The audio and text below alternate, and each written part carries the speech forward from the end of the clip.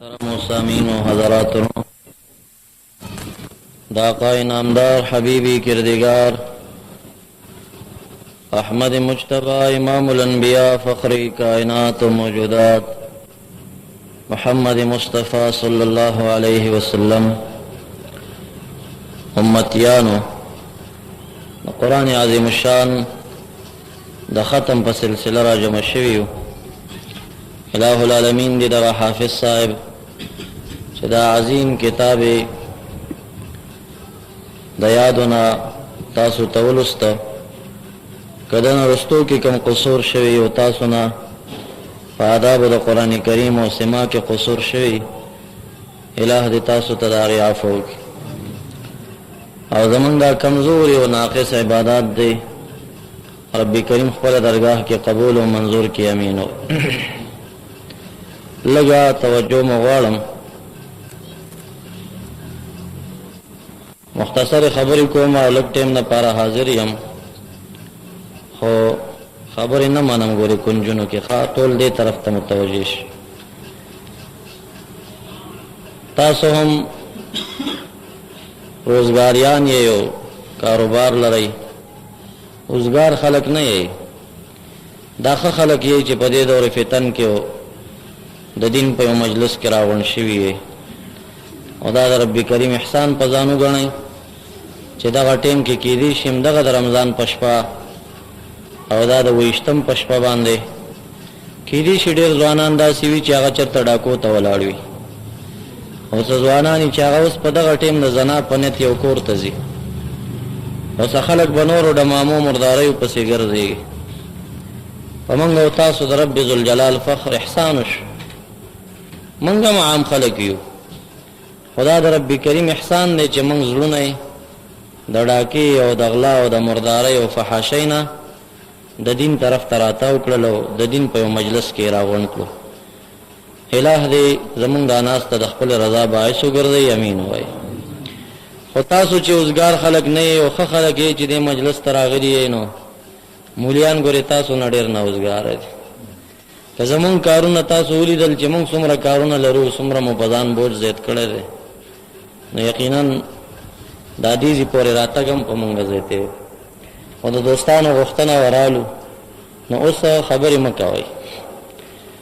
مکوئی دا ظلق وگونا متوجیو ساتای او سو خبری یادی که تاسو چی دا قرآن کریم دا وریدو پنیت راغلی وی اگا یو اجر دی او کتا سوز دا مجلس کے دے مسئلے دے دین دز دکڑ پنیت بانے کینے گوری دا سبیل اجر دے دا بیل شان قرآن کریم موری دل خبر دا خ کار دے خسوک چی قرآن کریم موری نو دا اسمان مرغان او دا وبو مایان دا غد پارا بخنی نغواری او کسوک دے مسئلے دز دکڑ دا پارا کینی او نیت داو کی چنن دا مجلس کے یو گھنٹا کینم او خ صرف دا دے دا پارا چی عالم دین نا دا دین مسئلہ یادو نو دا اجر بیا دا طالبانو دی او دا طالب بارکی چی کم دا حدیثو کی راضی چی دا ہوا سمر مرغان دی طالب علم تا دا الہ نا بخنا غواری او چی دا دریاب سمر مایان دی حقا ورطا بخنی غواری نو بیا بیل شان دی نو دا مجلس کی دا گھنٹا ناستا دا دین دا زدکڑی دا پاراو کی معززو کم کلام شریف نا چتا سنن فارغ شوی و ملستا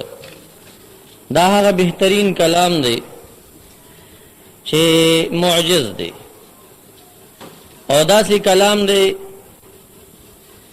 چه پدغه کلام کی رب کریم دا دی کلام دا منکرینو دا پارا چیلنجو ورکڑیو او اگا دا سی چیلنجو چه صدا پاس سوار لسکالوشو خو اگا چیلنج چا جواب نکا یو چیلنج داور کا انس و جن راغن شی على ان يأتوا بمثل هذا القرآن لا يأتون بمثله کدا انسو جن یوزے شی پیریان و انسانان پا شریک راغن شی او دا دنیا نور کارون پریک دیو ارادو کی چی دا دی قرآن پا مثل بل قرآن بجوڑ کی نو رب کریم فرمائی تا روز قیامت دی بقادر نشی چی دا سی قرآن سوک بل جوڑ کی بیائی دویم چیلنج ورکا فأتو بعشر سور مفترایات کتا سودا سوائیں چی دا کلام دا رب کریم ندے و محمد مصطفیٰ زان نا جوڑ کڑے نو اے منکرینو دا کلام شریف نران شای پا شریکا باندے لس دسی صورتو نتا سم جوڑ کئی چې رسول الله مبارک جوړي خو تاسو هم جوړ کړئ، نه شي جوړولې. تمام قران کریم چیلنج ورکړه، چا قبول نکا او چا جواب ونکا، لس سورتونو چیلنج ورکړه جواب ورنکا، نو بیا اخیری کې ورته آسان کړه فاتو بسورۃ من مثله، چې واسمو د تمام قران د مقابله نشتا، واسمو د تمام څه چې د لسو سورتونو نشتا، نو یو سورت خدا سے جوړ کړي. هغه یو سورت چیلنج قران کریم کې بیا مکرر شه، بیا هم چا جواب ورنکا، او دا غینه تر اوسه 1400 کال او شو ورځ د قیامت براشه خود قران کریم دا چیلنج څوک نشي جواب څوک جوړول نشي. عجیب کلام د دې د حفاظت رب کریم وعده کړی. الہ دا پخپل فرمایلی چې مونږ دا پند او نصيحت نازل کا، خو مونږ به دې کلام لره ساتون کیو. ساتي الہ د دې کلام شریف یو الفاظ دي، د دې کلام شریف معنا ده، او د دې کلام شریف په دنیا کې قائمول او نافذول دي. د دې قران کریم دا الفاظ رب کریم په حافظانو او په قاریانو ساتي، خدای تعالی ساتي. خدای د پاره دومره حافظان پیدا کړل او دومره ادارې د حفظ القرآن پیدا کړې چې دا غوي په وجه باندې خدای تعالی د قران کریم الفاظ وساته. کوس امریکا او د دنیا ټول کفار راغون شي په شریکا، او د مسلمانانو د پاسه قابض شي، او د مسلمانانو قران شریفونه ختم کی او مدرسې ختم کی او هر څه ختم کی، خدای حافظ د سنین خو قران کریم استه نشي کنه، هغه بیا کینی بیا هم دا قران کریم ښکارش. نو دا قران کریم د الفاظ رب کریم ساتل خدای چا په وجه او برکت او ساتل د حافظ قران په برکت او ساتل. او دا د قران کریم اعجاز دی. تورات په تمام عمر د تورات د قانون چې دنیا کې نافذ او په ټوله دنیا کې تورات یو حافظ لرل، یو حافظ دوا، یو عیسی علی السلام چې هغه تورات یاد خو هغه د مور په خېټه کې خدای تعالی ورزده کړیو، د مور په خېټه کې ورزده کړیو. د مور بیبي فرمایي چې د زکریا علی السلام بیبي تراله، بیبي مریم رضی الله عنها وې زما په خېټه چې سخت کاریږي چې ورته وګ کېږ د مغدن نه تورات لولي. هغه د زکریا علی السلام د یحیی علی السلام مور ته وویل، مور بیبي خپل خاوند نه پوښتنه وکړه زکریا علی السلام نه چې مریم بیبي وایي چې زما په خېټه چې کم بچي دی هغه تلاوت کوي لګیا دی د تورات. نبی زکریا علیہ السلام ورته وویل چې دا ډېر بهترین شخصیت پیدا کیږي. نو مغه چې د کله پیدا شو زنګو کې پروت نو دا دعوی وکړه چې انی عبد الله ورسوله واتانی الكتاب، الہ ما ته کتاب را کړی دی. نو دی یو ترجمه دا چې زلا د مور په خېټه باندې هم خداوند کریم ما ته تورات علم را کړیو. نو یو عیسی علیہ السلام حافظ او یو عزیر علیہ السلام حافظ. خدای يهوديان او عیسویان دومره قمقل خلقو چې دوی په تمامه دنیا کې د تورات دو حافظین پیدا کړه. عیسویان وویل عیسی ابن الله، دا عیسی علی السلام د خدای تعالی زوی دی، کدا وای د خدای د کورنۍ نه نه نو دا تورات څنګه یاد کړیو؟ دا خو ډیر ګران کار. او يهوديان وویل چې عزیر ابن الله، عزیر علی السلام د خدای تعالی زوی دی، وی کدا د خدای زوی نه دا تورات څنګه یاد کړی؟ نو دومره قمقل خلکو چې دنیا کې د تورات دو حافظین پیدا شو، هغه بی دینانو د خدای تعالی ځامن ته جوړ کړه. مونږ ډیرو خيار خلک ګورې، مونږ پار کور کې قاری دی خو چا د خدای تعالی زوی وته نه دی ویلي، نه یو ته خدای ویلې دی، نه د خدای زوی ګڼل دی، او نه نور څه. خو یو شی چې ډیر شي بے قدر شي کنه، هغه دومره قدر وکړي چې د مخلوق نه خالق جوړ کړي او د خدای زوی یې ته جوړ کړي. د تورات حافظ دی، دا خود لوی شان دا کوي، د خدای د کورنۍ نه نکو به د بي براشي. او مونږ کې قاریان ډیر شنو، مونږ به بالکل قدر نه کوو. مولا علی قاری رحمت الله علیه لیکي وی چې کوم ځای کې عادل بادشاہ راشي، دا خو ظالمان بادشاہان دي، چې عادل بادشاہ راشي وی د وخت مولا به ورته قیام نه پاره پاسیږي، ادب به کوي، مفتی بم پاسیږي، شیخ الحدیث بم پاسیږي، شیخ القرآن او هر څوک سپینګری او عوام خواص دا ورته پاسیږي د قیام نه پاره، الا حافظ القرآن، وی د قران کریم حافظ به عادل بادشاہ تم نه پاسي. وی کده عادل بادشاہ ته پاسیږي وی د سینه کې قران کریم دی داغه به د بی راځي. ندینه پته لګي چې حافظ د قران احترام لري کنه، دا د قدر وړ دی. خو مونږ کې ډیر شو عادت طبعا د انسان دار چې یو شی ډیر شنو به قدر شي. بیا الہ العالمین د قران کریم الفاظ ساتي، خدا ساتنه پچا کوي په قاریانو باندې، او د دې قران کریم معنا رب کریم ساتي د تحریفاتونه. خلق لګیا دي په معنا کې ګوتی وਹੀ غلطه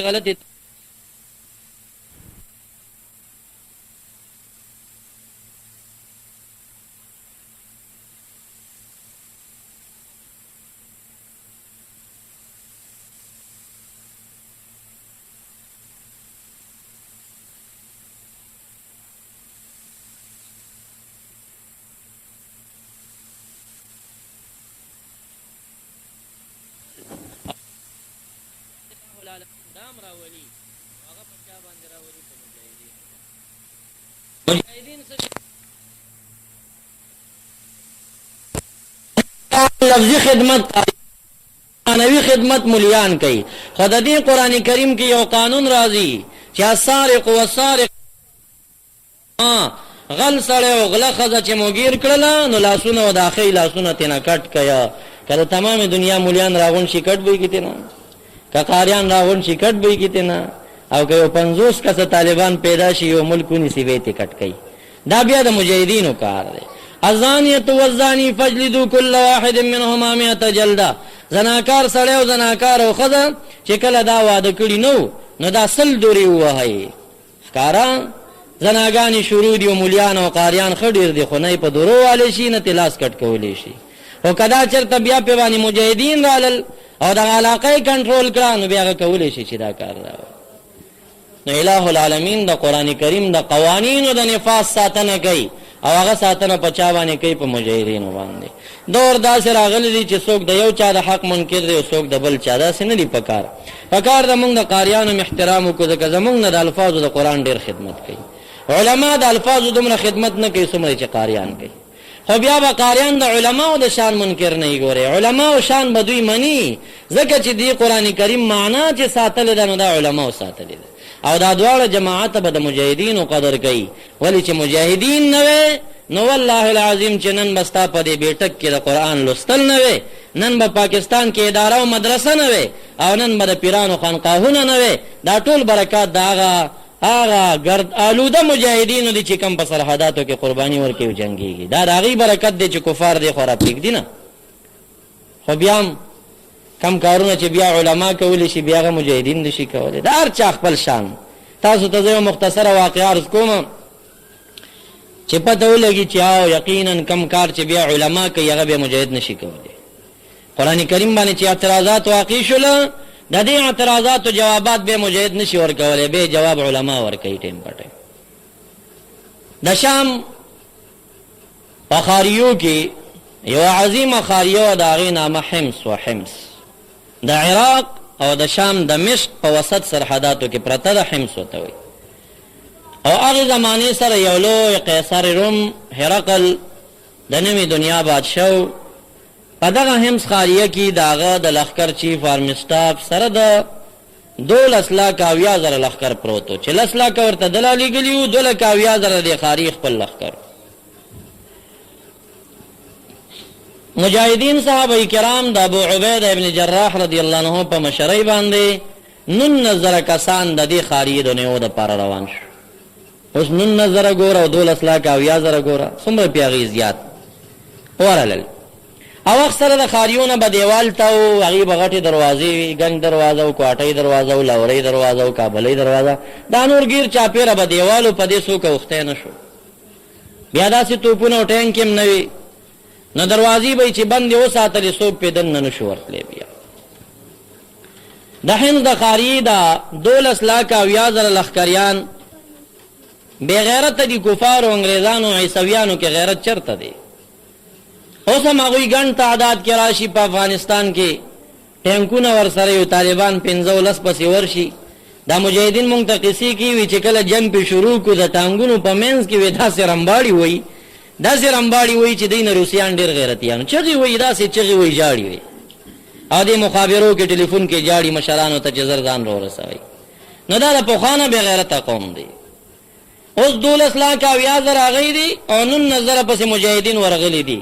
په کار دا نه چې روزي ټول وتړي نو هغې په خاریو ته دننه شول، دیوالونه او دروازې بندې کړي. 2 میاشتې او 20 ورځې مجاهدین په دروازو کې پراته وو. ګزارونه به یې پې کول څه فایده نه و، منجنیق هم پې کار نه کو. او د بره نه به هغې د غشو ګزارونه کول، نږدې به څوک ورغې به یې ویشته. 14 صحابه هم پکې شهیدان شو. 2 میاشتې 20 ورځې بعد ابو عبیده رضی الله عنه تنګ شو. مرګرو ته وی چې دا محاصره دې لپاره ساتو، داخل کې ډېر فوج پروت دی، کیدی شي دوی سره خوراکي غذایي مواد ختم شي، خپله به تسلیم شي. خو بیا جاسوس اطلاع راوړه، ویل چې تاسو دې په تمه یې چې دلته به غذا ختمه شي. ګورې هغې د 1,00,000 غذا مواد چې کوم دی ځان سره ساتلي دي، دی د 1 کال. که 1 کال محاصره ساتلی شي خو خاریه به ونیسېږي نه، واپس تې ځئ. ابو عبیده صاحب تنگ شي چې یو کال دلته مجاهدین تنګيږي. امیر المؤمنین عمر فاروق رضی الله عنه ته خطر ولېږه چې څه چلو کو دلته خدا خلک لو دیوال دی ورخته پینې شو. دو میاشتې شل ورځې مو شوې. عمر فاروق رضی الله تعالی عنہ 9000 لخر نور تیار کړ سعید ابن عامر رضی الله عنه په مشرۍ او خط ورته ویل چې ابو عبیده رضی الله عنه کا واپس لاړ نشي چې دا خاریه دی فتح کړي نه په بل اړخ باندې او کوم مجاهدین د ستړي ایمان 1000 نور درولېګل د مجاهدینو تعداد 23000 ته ورسید.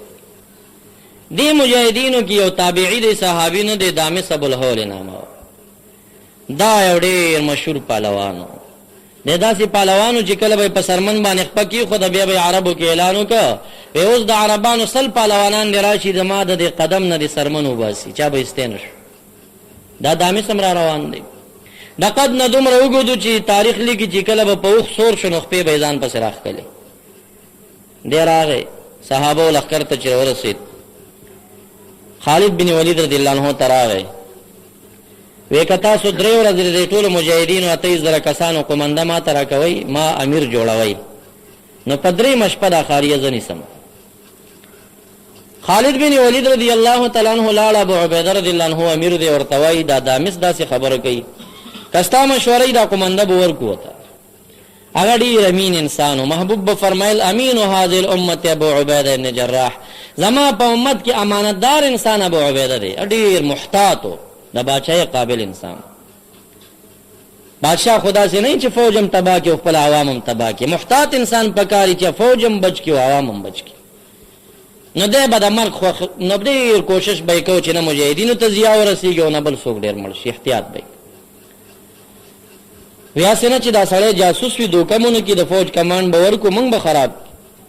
خالد رضی الله تعالی عنہ ورته وویل چې موږ به ویښ او بیدار یو قومنده به ورکو پرېږده د الاپې کوي چې څه دې جوړېږي وی خبر کې خو خپله قومنده ګورې ډېره د لاس نه مه وباسئ او ځان ویښ ورته وساتئ. دامس ابو الهول رضی الله عنه امیر شه د جنگ قومندان شه اوس تقریر کوي صحابه ناس دی او د تابعی دی وی زما امر بمانه اطاعت فرض دی وی چې آو وی زما مردار چې پاسونو سوار شي ټولو تختیزي خلکو یو بل ته وکتل چې اصله کم قومنده د خو درې مورز کې زه خاریه نیسم او د مونږ ته وی چې زی دا ورته ویل چې نه زی به تاسو اطاعت نه کوئ چې تاسو په دې اړخ زما خبره نه مانئ نو په دې بل اړخ به یې څه ومانئ. خلک پوه شو چې امتحان کوي پاسونو سواره شو چې روانېدل اواز یې پې وکړ بېرته راکوز شي ما معلومات کو چې زما کمان چلی که نه چلی. اوس خبره داره شپه به وکئ سهار وختي کې به په 5 دروازو جنگ شروع کوي داسې شدید جنگ به وکئ او دروازې نه کولاویږي چې نه کولاویږي اسونه به راتاو کوي داسې تیښت او شکست به ګډ کوي چې د هغوی یقین راشي چې دی وتښتېدل. هغوی به درپسې 10 لاکه 12 لاکه فوج دی هغوی به دروازې کولو شي ستاسو د ګرفت دپاره به روځي تاسو به مصلحتیان یې بیا به پې ورتاو شئ چې پې ورتاو شئ بیا به په خاریې ډایرکټ ننوځئ.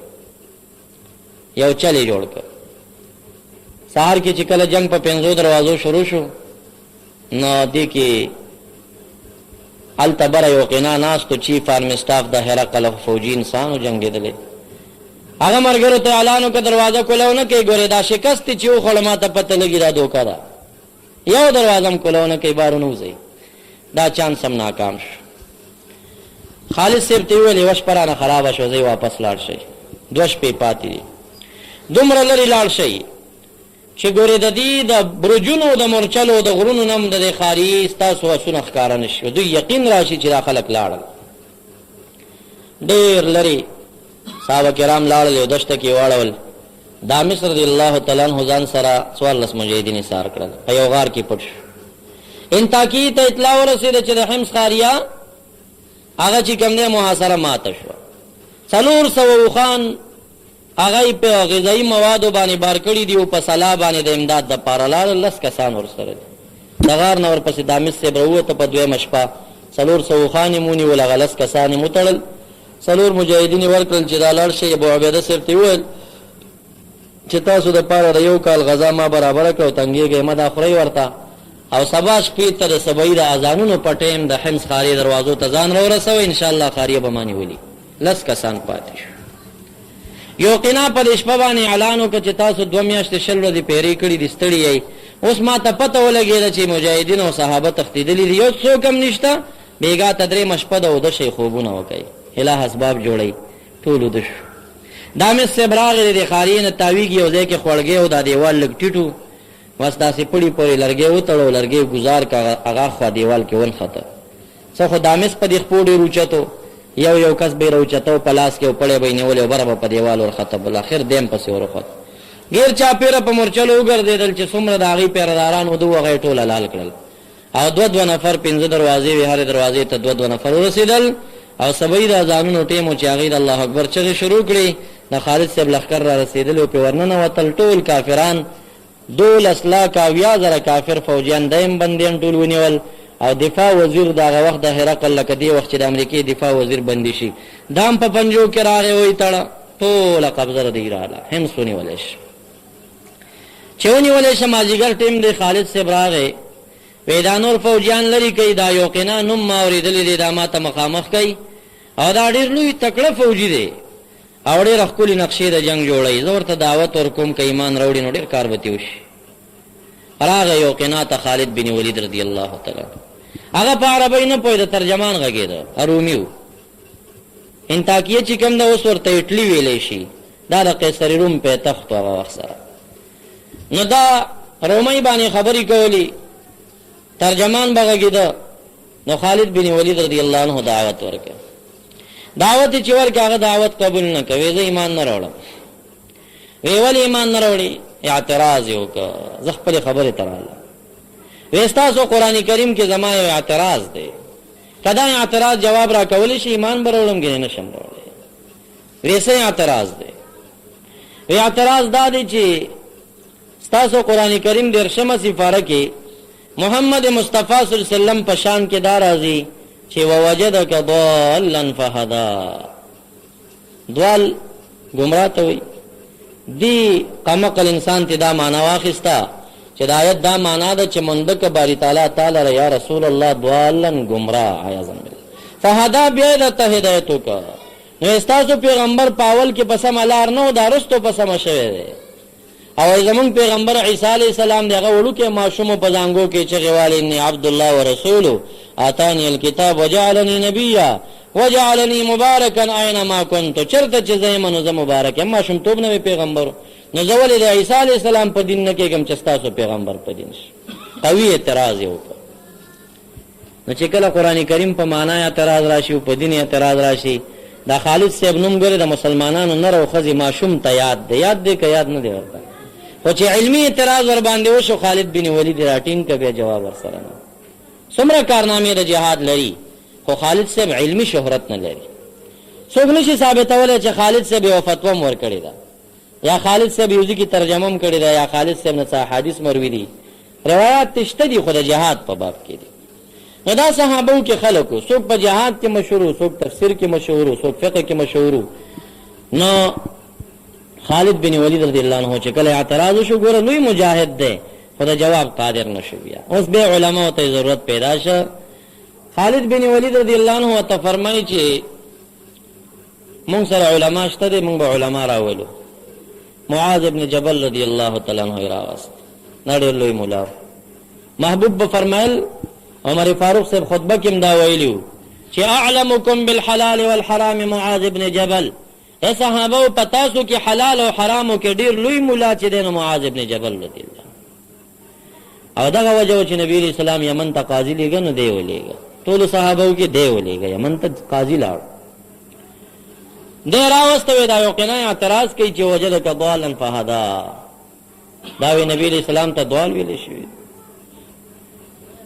یو کنه ورته معاذ ابن جبل رضی الله عنه یو کنه ته ویل چې دا دوال یو عربي ټکی دی په عربی مونږ پوهېږو تاسو نه پوهېږئ دوال په عربی کې سرګردان او حیران ته ویل کېږي حیران او دا ګمراه ته دوال ځکه وایي چې دیم حیران شوي چې زه په دې لاره لاړ شم او که په دې لاره لاړ شم کومه لاره به سمه وي زمونږ استاسو د خلکو کې بعضو ته شک پیدا شوي که نه چې دا زړه عقیده به سمه وي که د وابیانو عقیده به سمه وي همدې ته دوال وایي ښه دوال څه ته وایي ګمراه گمراه فارسی ټکی دی کنه گمراه راه لاري ته وي گمراه گمراه معنا چې لارې ورکه کړي، لارې ورکه کړي د چې دا زړه به سم عقیده یو که دا نوی به سم عقیده یم دقې ته ګمراه وایي. ګمراه څه لکۍ ښکارې نه لري ښه هلکه وی ګمراه نه شي، همدغه ګمراه دی. عقیده کې شک مه جوړوه، دا خو د عقیدې مسله ده د اهلسنه والجماعه چې ذره شک دې پکې وکړه ګورې کار دې خرابېږي بیا. بس چا درته سم ښکارېږي هغې پسې ځه بیا، او چې دا درته سم ښکارېږي دې ته شپ شپ به نه کړې مین مینځ کې ګورې بیا منافق ده نه جوړېږي. نو ګمراه ته دوال ځکه وایي چې دنه لار روکه شوي، حیران وي چې زه په کومه لار لاړ شم. نو معاذ بن جبل رضی الله عنه یقینا ته وویل چې دوال ویل کېږي حیران ته. د دې آیت معنا دا ده وجدک ضالا، یا رسول الله ته په خدای تعالی باندې مین وي، په خدای تعالی سره مینه وه، او ته د رب کریم د محبت په بحر کې سرګردان وي. فهداک الی معرفته، تا ته د معرفت لارې کولو کړي د جبرائیل علیه السلام په درلېږلو سره. آیت دا معنا ده چې ته د محبت په بحر کې سرګردان وي. کله چې سړي باندې دا مینه غالبه شي سړی حیران شي چې اوس زه څه شی وکړم، لار ترې ورکه شي چې زه کوم ځای ته لاس واچوم چې د مقصود ته به ورسېږم. نو دا په ډېره مینه او عشق کې چې سړی حیران شي او سرګردان شي دغې ته هم دوال ویل کېږي. نو معاذ صاحب ورته وویل چې د دې معنا دا ده چې ته د باري تعالی په محبت کې سرګردان وي، بیا درته لاره وښوده، دا معنا ده. یو قنا ورته ویل دا معنا خو زه نه منم، دوال ویل کېږي ګمراه ته، او نبی علیہ السلام ته عیاذا بالله ګمراه ویلې شوي. معاذ بن جبل رضی الله عنه ورته وویل چې تاسو د قومیانو ټولو ته بني اسرائیل ویلی شي، یهود او نصرانیانو ته بني اسرائیل ویلی شي. دا بني اسرائیلو ته بني اسرائیل ولې وایي؟ وی دا اسراء عبد ته وایي، ایل الله ته وایي. عبدالله د یعقوب علیه السلام لقب و بني اسرائیل معنا د یعقوب علیه السلام اولاد. وی تاسو د یعقوب علیه السلام اولاد یې ویا. یعقوب علیہ السلام څنګه سړی وی؟ ډېر بهترین شخصیت و. قرآن کریم د هغه باره کې وایي چې کله یوسف علیہ السلام قمیص را روان شه نو ده وویل چې انی لاجد ریح یوسف، ما باندې د یوسف علیہ السلام بوی لګېږي. نو بچو ورته وویل چې انک لفی ضلالک القدیم، ظاهري معنی دا جوړېږي ته پخوا غوندې ګمراه یې عیاذا بالله. وی بیا خو ستاسو پیغمبر ته هم دوال ویل شوی دی، بچو ورته ویلی دی. دې څه معنا ده؟ یو قنا غلی شو. ګوره د دې دا معنا ده چې دلال دلته حیرانتیا ده په بحر د محبت کې. بچي ورته وایي چې ای یعقوب علیه السلام ته د بچي یوسف علیه السلام په محبت کې لا پخوا غوندې سرګردانه یې، هغه شرم مه خوړلی دی، سرګرداني مه کوه، دا معنا ده. یو قنا وویل زه دې کې به زه سوچ وکړم. شپه شوه، د شپې خوب ګوري، سهار کې راپاسې د چغې وهي ما ته خالد بن ولید راولی. چراغ ستړی مشي ورسره په عربۍ وکړه، خبرې په عربۍ وکړې او ژاړي. خالد بن ولید رضی الله عنه ورته وایي بېګا عربي نه درتله، رومي ترجمان غږېده او اوس عربي وایي او ژاړي ولې؟ وی ما بېګا شپه خوب ولیده. یو قنا ورته وایي د هرقل باچا چیف آرم سټاف دی. وی خوب کې عیسی علیه السلام راغی او یو ورسره ډېره نوراني چهره او نوراني قواره او شکل، بل ورسره یو انسان بلو. ما عیسی علیہ السلام ته ګیله وکړه چې ته ولې زمونږ امداد نه کوې؟ زمونږ امداد وکړه. دا د نبي اکرم صلی الله علیه وسلم صحابه دي، په هغه ایمان راوړی دی، ټول شام یې ونیو، دمشق یې ونیو، عراق او حمص یې ونیول، او موږ ستا امتیانو زمونږ امداد نه کوې، ولې امداد نه کوې؟ امداد وکړه. عیسی علیه السلام راته خوب کې وویل چې تاسو عیسویانو زما دین خراب کړی دی.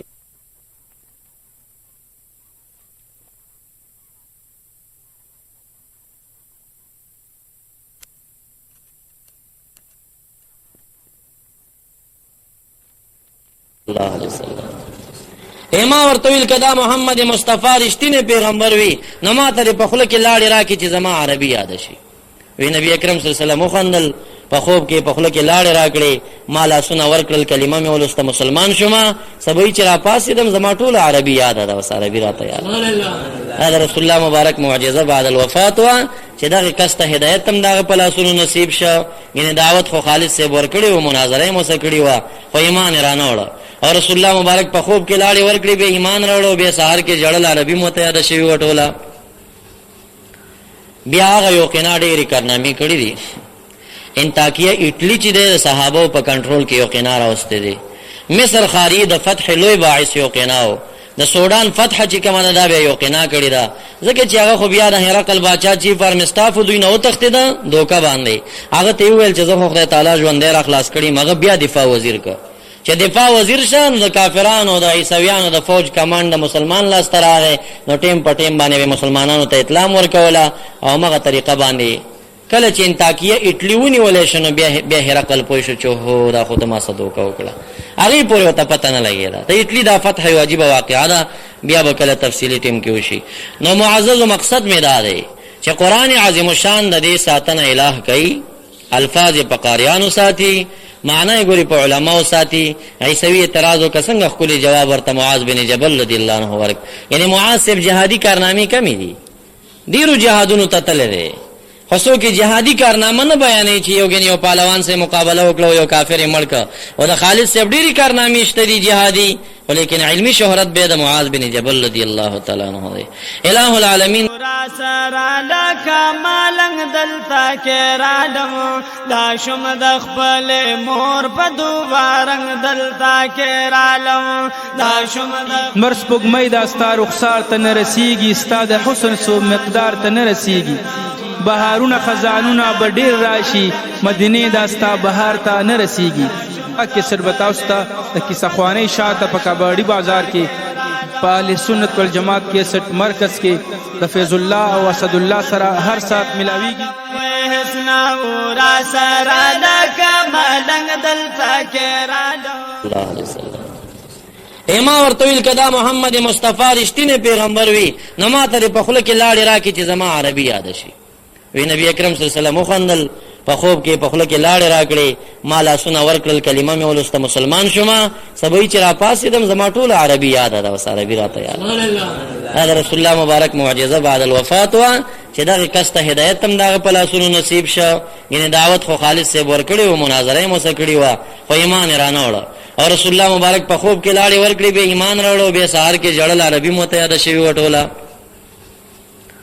بیا هغه یو قنا ډېرې کارنامې کړي دي انطاکیه اټلی چې د صحابو په کنټرول کې یو قنا راوستی دی مصر خاري د فتح لوی باعث یو قنا و د سودان فتح چې کومه ده دا بیا یو قنا کړې ده ځکه چې هغه خو بیا د هرقل باچا چیف آرمی سټاف دوی نه وتښتېده دوکه باندې هغه ته ویل چې زه خو خدای تعالی ژوندی را خلاص کړي مغه بیا دفاع وزیر که چې دفاع وزیر شان د کافرانو د عیسویانو د فوج کمانډ مسلمان لاس ته راغی نو ټیم په ټیم باندې مسلمانانو ته اطلاع ورکوله او هغه طریقه باندې کله چې انطاکیه اټلی ونیولی شو نو بیا هرقل پوه شو چې هو دا خو د ما څه دوکه وکړه هغې پورې ورته پته نه لګېده د اټلی دا فتح یو عجیبه واقعه ده بیا به کله تفصیلي ټیم کې وشي نو معززو مقصد مې دا دی چې قرآن عظیم الشان د دې ساتنه الہ کوي الفاظ په قاریانو ساتي معنی ګوري په علماو ساتي عیسوي اعتراض وکړه څنګه ښکلي جواب ورته معاذ بن جبل رضی الله عنه ورک یعنی معاذ صاحب جهادي کارنامې کمې دي ډېرو جهادونو ته تللی دی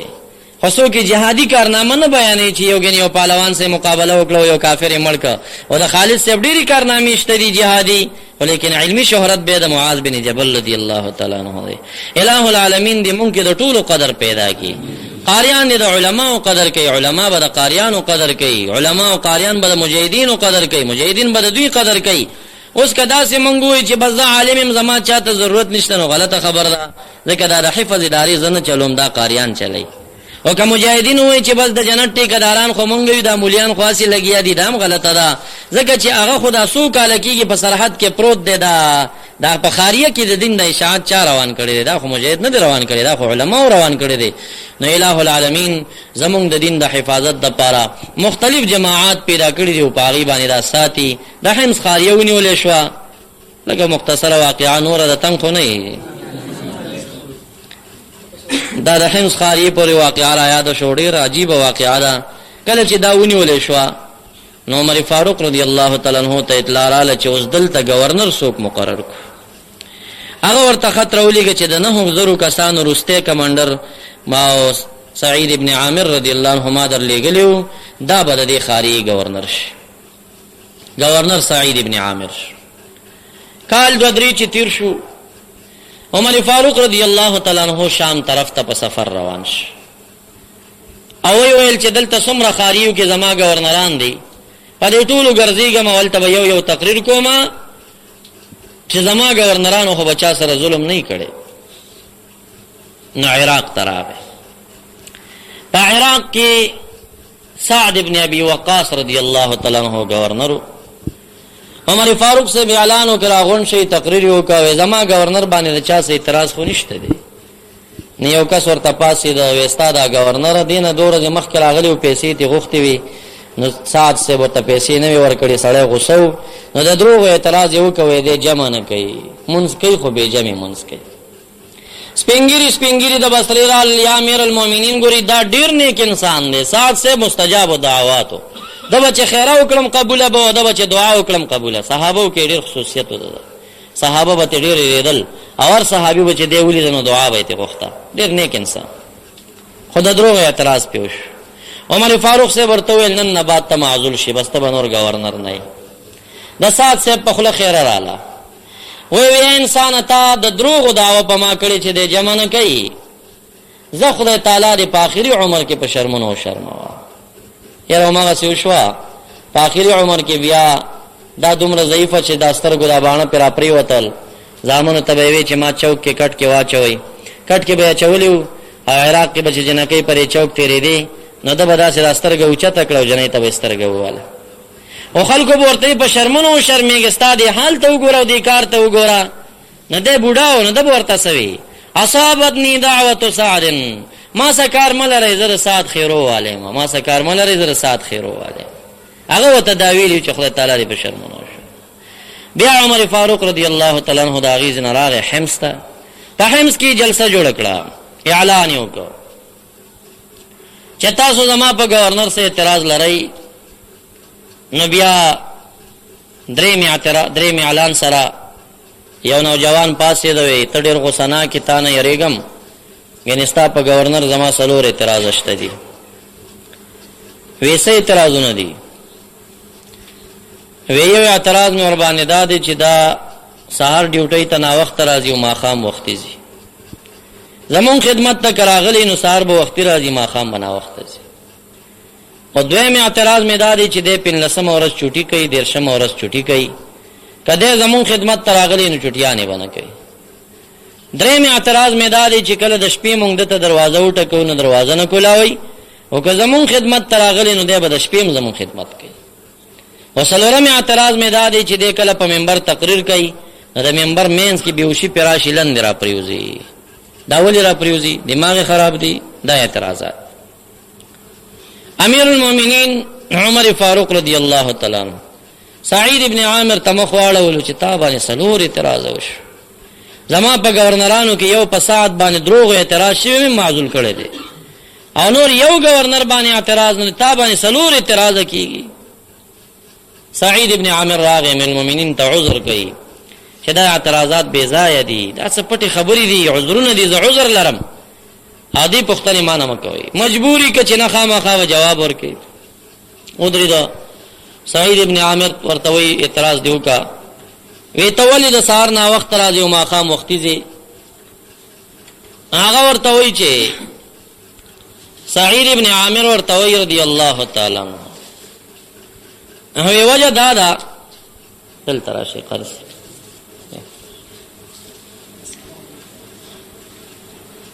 هغه ورته وی چې زه چې د مدینې منورې نه را روانېدم او د گورنر تا گورنر جوړولم زما بیبي فالج واله سهار او د ماښام روټۍ هغه نشي تیارولی. نو زه سهار ناوخته راځم سبانارې تیاروم په کور کې او دا مازدیګر چې لږ وختي ځم نو د ماخوستن د روټۍ را سره غم وي. وی د بیت المال نه به د وینځه خدمت ته بولې وه. وی یا امیر المؤمنین چې زه تا رالیږلم نو تا خو ما ته دا نه وویلي چې ته بیا د بیت المال نه یوه وینځه ځان سره بوځه. نوجوان ته عمر فاروق رضی الله تعالی عنہ فرمایل چې دا غلطی زما د گورنر د کستاسو چې تاسو اوس د خپل گورنر د کور د خدمت نه لا خبر نه چې دا سال تیری. وی زمون غلطی ده. وی دویم اعتراض څه دی؟ وی دویم اعتراض دا دی چې دی ولې 15 او 13 ورځ چوټي لګوي. سعید ابن عامر ته وی جواب ورکوي او مغه جواب دی زما په وجود یو جوړه ده یو صادر دی. بیبي مې یو جوړه لري. 15 ورځ زمونږ جامع خیر نشي چوټي وکړو نو کور کې جامع وینځم او 14 ډیوټۍ تراشم او په 10 بیا جامې خیر نشي، په 10 بیا راشم. وی د بیت المال نه بری جامې وړي وي. وی امیر المؤمنین چې زه تاره لېږله متا ما ته کله ویلي چې بیت المال نه جامې ځان سره یوس. دا د صحابو د ګورنرانو حال و. زمونږ یو مولوي صاحب اوس وفات شوی، خدای تعالی دې وبخښي، ډېر معروف انسان. طالبانو حکومت اول شپې وی تقریر کو مونږ طالبانو وی طالبانو چې د صحابو بې ادبي رانه ونشي، نو وی د طالبانو د صحابو نم ډېر عدل راوستی دی. نو دا خبره زما ډېره بدې را باندې ولګېده. ډېر بهترین انسانو، خو د طالبانو صفت مقصدو او په صفت کې د صحابو بې ادبي تې وشوه. نو د صحابو غوندې عدل څوک نشي راوستی. یقینا طالبانو ښه عدل راوستی و که نه، خو داسې به څوک نه وایي چې د صحابو غوندې عدل یې راوستی. الصحابة كلهم عدول، دا ټول صادقان دي او عادلان دي، او په صحابو کې یو هم ظالم نه دی تېر شوی. ګورئ امیر معاویه رضی الله تعالی عنہ په شان کې هم څوک ګوري خوله نه کولاوي، صحابي دی. محبوب فرمایي چې زما صحابه د عیب په طریقه کم مجلس کې عادل فامسکو ژبې بندې کوي، مخکې مه ځئ نور مه غږېږئ. بیا یو طالب هغه ځان سره دا ارمان به کو که زه د احد په میدان کې وې نو ما به داسې قرباني ورکړې او ما به داسې، زما مینه ډېره زیاته ده. هغه طالب قصه کوي، خوب مې ولیده. د شپې خوب ګوره محمد مصطفی صلی الله علیه وسلم په یو ډاکسن به فور مخ کې سیټ کې سور دی، او دا رستو دا نیمه باډي چې د پدې کې یو زیم او 2 صحابه دي. طالب خوب کوي او دا ډاکسن پرې چړې باندې خطا خطا یو وخت کې دی غیر کار پرې خدا. رسول الله مبارک आवाज وکړستو مونږ ته چې کانی را واخلې دې ټیر ته کېږي. دا طالب وي ما منډي جوړ کړې په غر کې کانی لټوما، وې چې ما کله کانی را پیدا کړ چرالما دی یو صحابي دی یو ټیر تصریخ او دی بل صحابي دی بل ټیر تصریخ. چې سحر را پاسې دم غوګونه مې توبه مې وېسته چې بیا به ونه وایم کزه د احد میدان کې نو ما به داسې قرباني ورکړه. صحابه قرباني زمونږ څه قرباني ده. صحابه عادل زمونږ ګورنرانو څنګه دي، صحابه ګورنرانو ته ګور. وې درېم اعتراض څه شی دی؟ درېم اعتراض دا دی د شپې ولې دروازه نه کولاوي. سعید ابن عامر رضی الله تعالی عنہ ورته وویل چې زه خدای تعالی خپل عبادت ته پیدا کړم، زه ګورنرۍ ته نه یم پیدا، خو یا امیر المؤمنین ستا تابعداري ضروري وه، تا راولېږلم.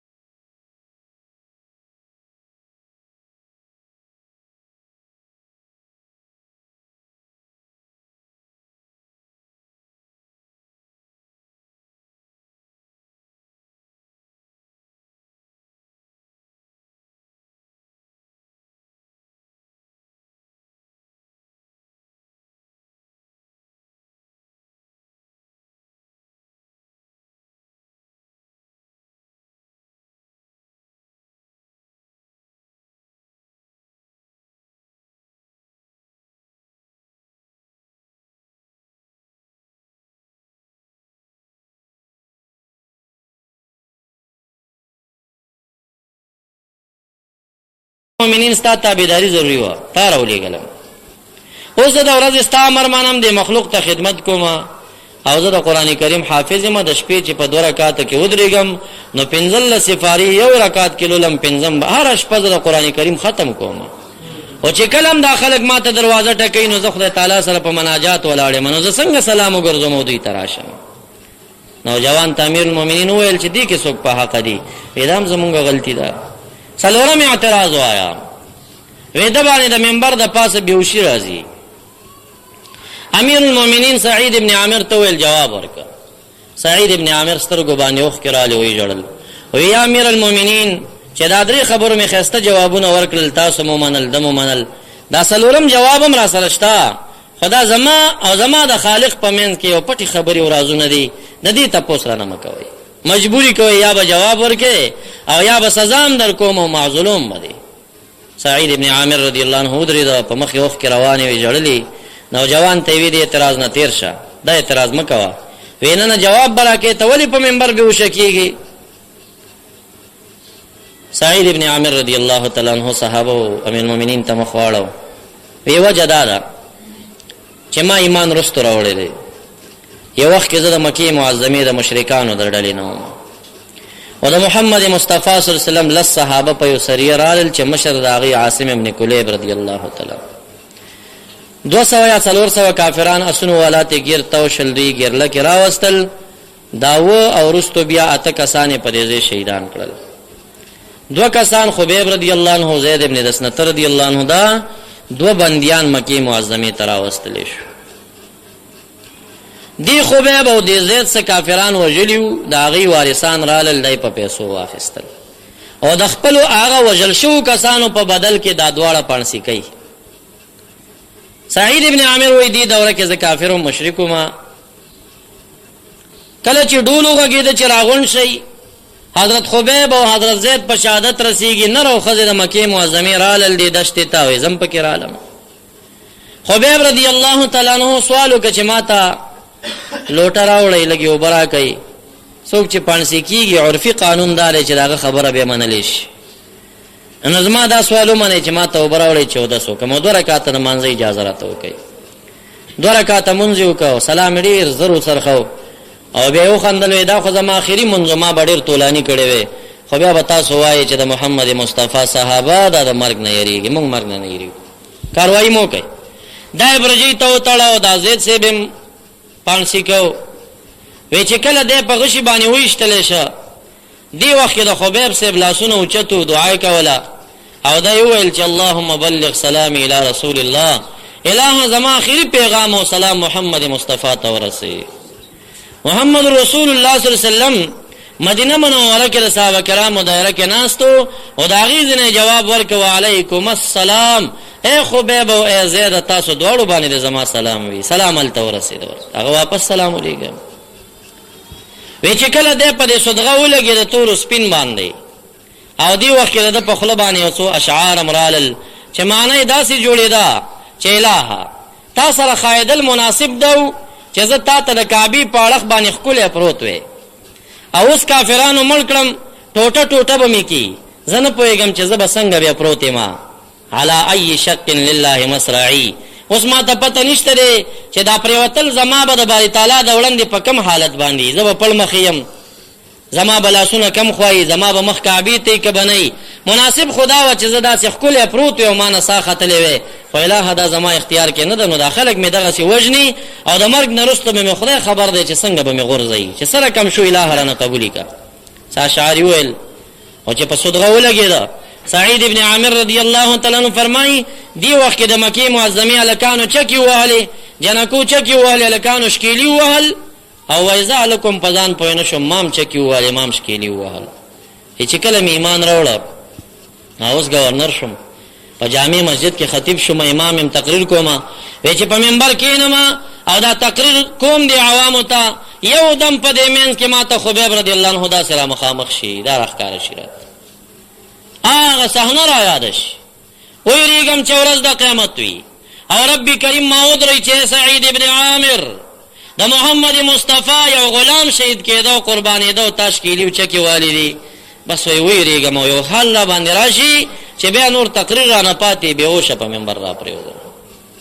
نوجوان ته امیر المؤمنین ویل چې څلورم اعتراض کې څنګه دی وی دا په حق دی مونږ په ناحق یو.